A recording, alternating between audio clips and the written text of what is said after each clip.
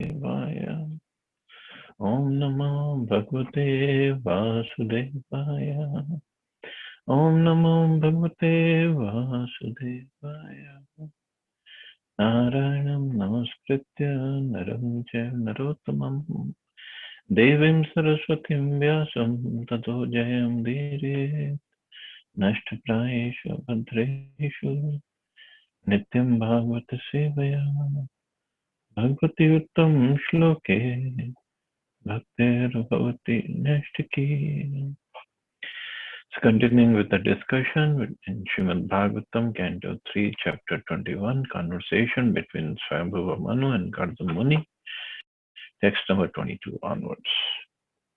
Rishiruvacha iti vyalikam pranuto abjanabhastamabhavashe vachasamritena suparna pakshu parirochamana prema smitodvikshna vibram adabhru. Maitreya resumed, sincerely extolling in these words Lord Vishnu shining very beautifully on the shoulders of Garuda, he replied with words as sweet as nectar. His eyebrows moved gracefully as he looked at the sage with a smile full of affection. The word Vachasamritena is significant. Whenever the Lord speaks, he speaks from the transcendental world. He does not speak from the material world. Since he is transcendental, his speech is also transcendental, as is his activity. Everything in relation to him is transcendental. The word Amritam refers to one who does not meet with death. The words and activities of the Lord are deathless, therefore, they are not manufactured of this material world. The sound of this material world and that of the spiritual world are completely different. The sound of the spiritual world is nectarian and eternal, whereas the sound of the material world is hackneyed and subject to death.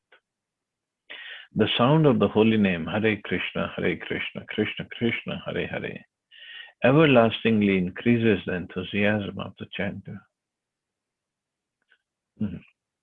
So one word that came in the shloka was Vachasamritena, means he spoke transcendental words. The Lord is speaking. Now the Lord is speaking to Gardamani. And Prabhupada says, whatever the Lord says, it is transcendental. It's never material. And anything related to the Lord is also always transcendental. So the words of this material world, they can be boring or they can be, Prabhupada use the word hackneyed. But the words of the spiritual world are always nectarian and eternal and very sweet. And look at how it is said about the Lord. Very shiningly, he was shining very beautifully on the shoulders of the Garuda. He replied with words as sweet as nectar. And he had a smile full of affection.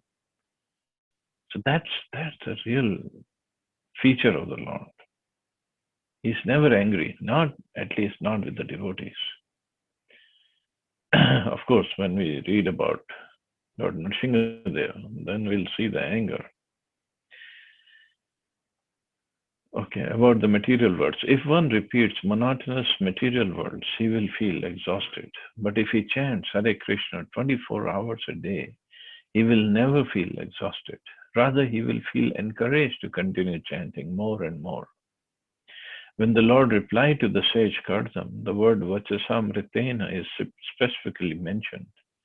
And since he spoke from the transcendental world, he replied in transcendental words, and when he spoke, his eyebrows moved with great affection. When a devotee praises the glories of the Lord, and the Lord is very satisfied, and he bestows his transcendental benedictions upon the devotee without reservation, because he is always causelessly merciful towards this devotee. So the smile and the merciful smile is coming because his devotee is there and he's always causelessly merciful. He just wants to take care of his devotees. Shri Bhagwan Uvacha Viditva Tav Chaityam Me Purev Samyojitata Yadartham Atminiyamesta Tvaya Nimestva Yevaham Samarchitaha. The Supreme Lord said, having come to know what was in your mind, I have already arranged for that for which you have worshipped me well through mental and sensory discipline. The Supreme Personality of Godhead in his Paramatma feature is situated in everyone's heart. He knows, therefore, the past, present, and future of every individual person, as well as his desires, his activities, and everything about him. It is stated in Bhagavad Gita that he is seated in the heart as a witness. The personality of Godhead knew the heart's desire of Kardama Muni, and he had already arranged for the fulfillment of his desires. He never disappoints a sincere devotee, regardless of what he wants, but he never allows anything which will be detrimental to the individual's devotion service. So that is another mercy of the Lord. And one thing, the Supreme Lord said, I already know what you have in mind. But he likes it when the devotee, out of his relationship with the Lord, asks the Lord something.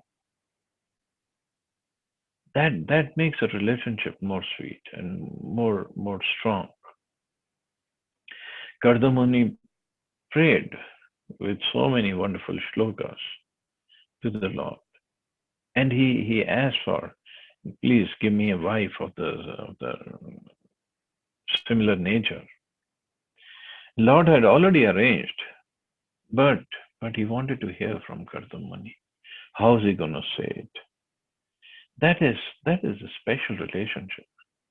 Sometimes people say, oh, if the Lord knows, why I have to say something? The Lord knows everything. It's just when we feel the Lord is mine and I am Lord's, I am Krishna's, there's nothing wrong in asking him. And of course, Prabhupada says, he never disappoints a sincere devotee regardless of what he wants, but he never allows anything which will be detrimental to the individual's devotion service. So he'll not give what we want, but he'll give what we need, definitely. Nave jatum rishayavasya prajadhyaksha Bhavad vidheshvati taramai sangagriti vittatmanaham. The Lord continued, my dear Rishi, O leader of the living entities, for those who serve me in devotion by worshipping me, especially persons like you, who have given up everything unto me, there is never any question of frustration. Even if he has some desires, one engaged in the service of the Lord is never frustrated. Those engaged in his service are called Sakam and Akam.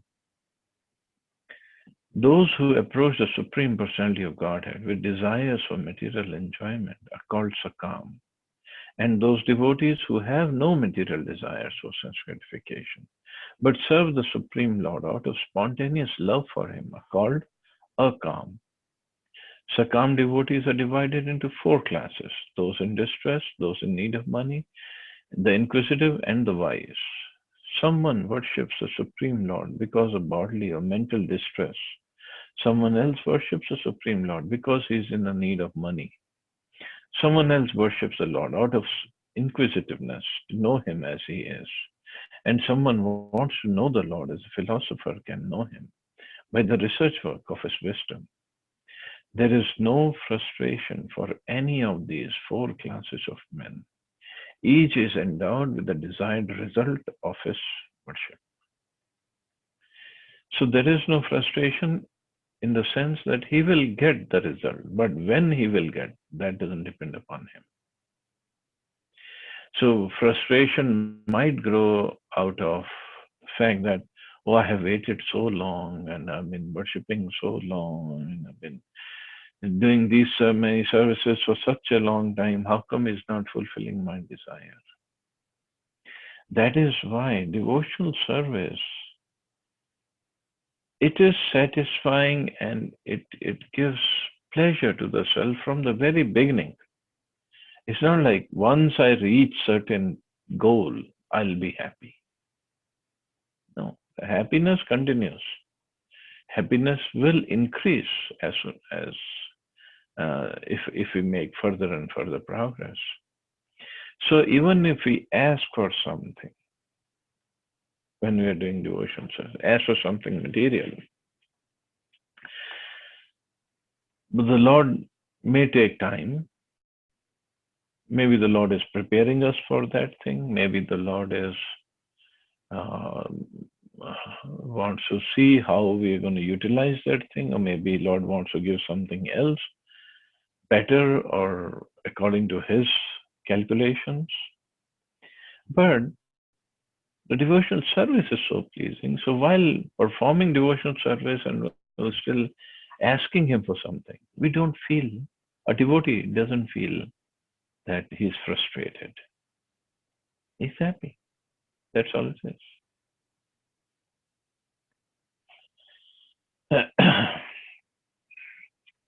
Just like when we'll study about Dhruv Maharaj, he only did tapasya for 6 months. Of course, he didn't know when he was doing that in 6 months he'll attain the Supreme Lord. But his tapasya was amazing. We'll see how what he used to eat for every month he was reducing his eating. But there's no mention of that he felt frustrated. Oh, after 2 months, so I'm not going to see the Lord. He kept going. Narad Muni saw the Lord only once when he was a little boy.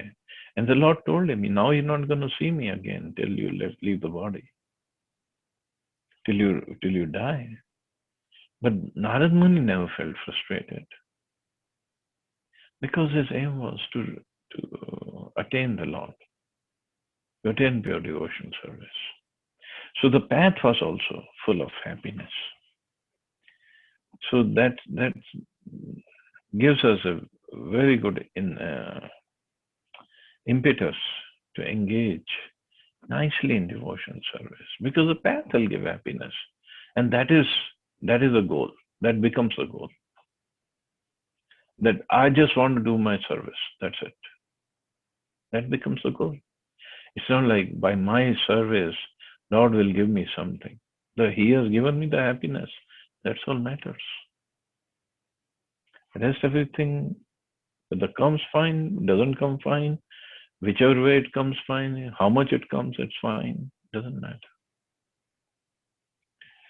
And the Lord wants to see this actually, that my devotee is performing devotion service with happiness. That's all. Prajapati Sutta Samran Manur Vikhyata Mangala Brahma Vartam Yo Adhivasan Shasti Saptarvanam Mahim. The Emperor Swayambhuva Manu, the son of Lord Brahma, who is well known for his righteous acts, has his seat in Brahmavarta, and rules over the earth with its 7 oceans. Sometimes it is stated that Brahmavarta is a part of Kurukshetra, or that Kurukshetra itself is situated in Brahmavarta, because the demigods are recommended to perform spiritual, ritualistic performances in Kurukshetra. But in others' opinion, Brahmavarta is a place in Brahmaloka where Swayambhuva Manu ruled. There are many places on the surface of this earth which are also known in the higher planetary systems. We have places on this planet like Vrindavan, Dwarka, and Mathura, but they are also eternally situated in Krishna Loka. There are many similar names on the surfaces of the earth, and it may be that in the Bohr age, Swayambhuva Manu ruled this planet, as stated here. The word Mangala is significant. Mangal means one who is elevated in every respect in the opulences of religious performances, ruling power, cleanliness, and all other good qualities. Vikhyat means celebrated. Swayambhuva Manu was celebrated for all good qualities and opulences. So he was ruling Brahmavart. And Prabhupada says it could be part of Kurukshetra, or Kurukshetra itself is Brahmavart, or Brahmaloka was Brahmavart, because it was first Manu's time period. It's hard to say where it was. But regardless, he was a great king. He was celebrated for all good qualities and opulences. Sache vipra rajarshir mahishya shatrupeya ayasyati didrikshus tvam parashvo dharma kovidaha. The day after tomorrow, a Brahman, that celebrated emperor, who is expert in religious activities, will come here with his queen Shatrupa, wishing to see you. So the Lord is telling Kardamuni that Swayambhuva Manu with his wife will come here to see you in the forest. Atmanjam sitapangi vayashil gunanmitam mrigyantim patim dasyati anurupayate prabhu. He has a grown-up daughter whose eyes are black. She is ready for marriage and she has good character and all good qualities. She is also searching for a good husband. My dear sir, her parents will come to see you, who are exactly suitable for her, just to deliver the daughter as your wife. The selection of a good husband for a good girl was always entrusted to the parents. Here it is clearly stated that Manu and his wife were coming to see Kardam Muni to offer their daughter because the daughter was well qualified, and the parents were searching out a similarly qualified man. This is the duty of parents. Girls are never thrown into the public street to search out their husband. For when girls are grown up and are searching after a boy, they forget to consider whether the boy they select is actually suitable for them. Out of the urge of sex desire, a girl may accept anyone, but if the husband is chosen by the parents, they can consider who is to be selected and who is not. According to the Vedic wisdom, therefore, the girl is given over to a suitable boy by the parents. She is never allowed to select her own husband independently. So Prabhupada is recommending arranged marriages. But now with the current system, love marriages are getting more and more prevalent. And the parents just have to somehow comply with that. I'm not saying parents don't make mistakes, they also make mistakes. Because many times they look for things which might not be important for the girl, and sometimes the girls look for things which parents think this is ridiculous. But anyway, it's always a point of argument or contention. Which way it is better? Parents have their viewpoint, kids have their viewpoints. So somehow both of them have to get along or line up with each other to figure out what's the best way. But one thing for sure, parents are always worried about good match for their, not just girl, but for boy also, for their kids, because those who are in Grihastha Ashram, they know it is very important to have a right match, proper match, for a peaceful, for a happy life. Samahitam te hridayam yatre man parivatsaran satvam brahman niripvadu kamamashu bhajishyati. That princess, O holy sage, will be just the type you have been thinking of in your heart for all these long years.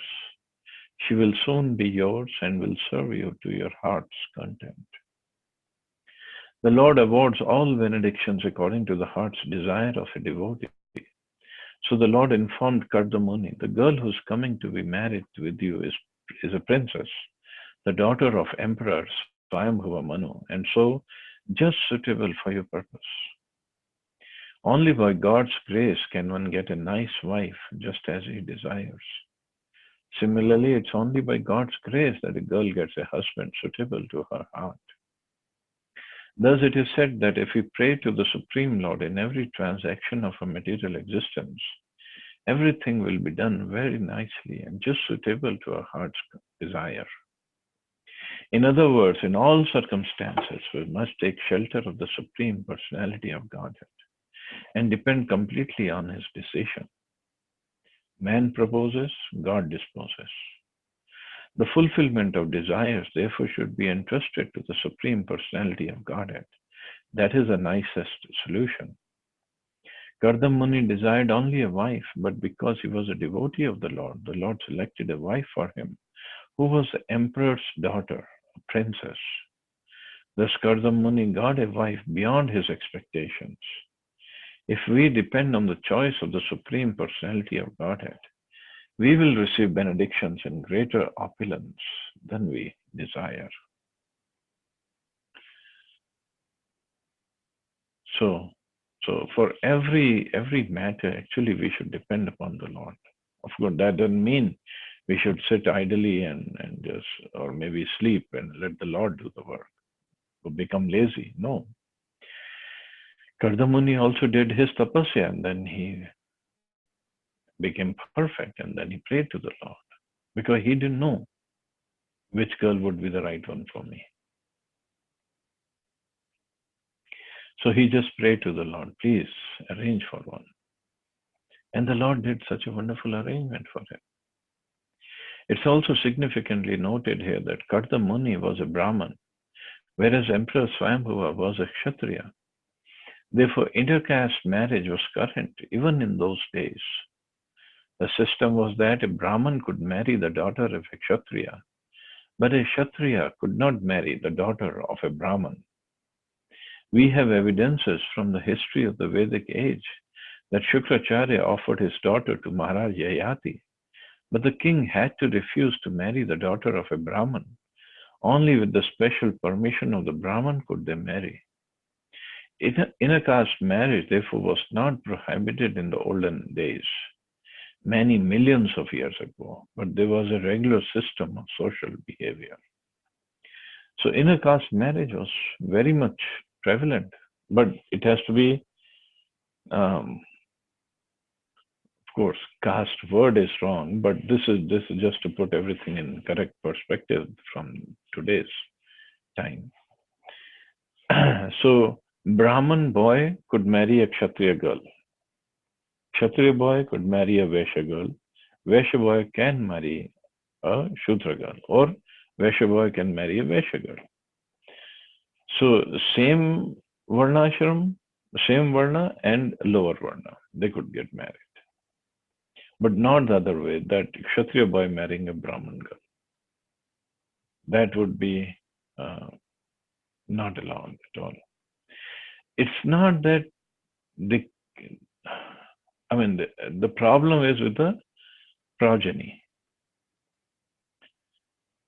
What consciousness that progeny will have. And but these days, remind you, Kali Yuga is completely upside down time. Hardly anybody is a Brahman, a Kshatriya, a Vaishya. Almost all of us are Shudras actually, by a guna, by qualities that we have. But somehow this caste system is so prevalent and so strong in India. And those who follow it, and it's just so difficult to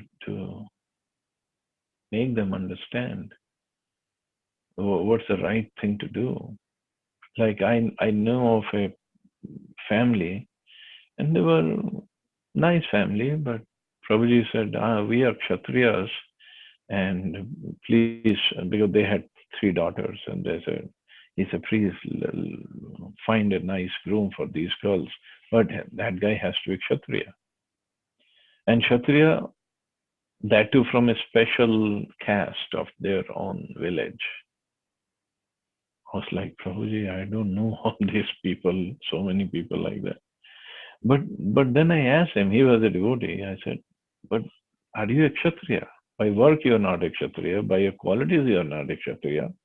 Just because you have the last name, and it doesn't mean you are a Kshatriya. But then he had other issues. He said the social issues are there, and the village issues are there, and the village people, they will just kick me out if I don't follow the system. So anyway, so many complications are there these days. But the scriptures tell us the right thing. And one thing for sure is just depend upon the Lord for everything. Simple as that. But that just depending upon the Lord, that's the most difficult thing to do. Kardamuni, look at him. And Swayambhuva Manu, he will also just listen to the Lord and give his beautiful princess Devahuti to Kardamuni. Kardamuni didn't even have a proper hut to live in. And Swayambhuva Manu is a king, emperor of the whole world. But they depended upon the Lord and they just gave his daughter in marriage to Kardamuni. So this Bhagavatam basically is also teaching us, for us all to depend upon Krishna, surrender to Krishna, and just leave everything in it to it for him to decide. And if we are eligible or qualified enough, we will understand when he has taken the decision, or if he is delaying the decision, whatever it is. We'll get to know. It depends on our surrender. So anyway, we'll stop here. See anybody has any questions or comments.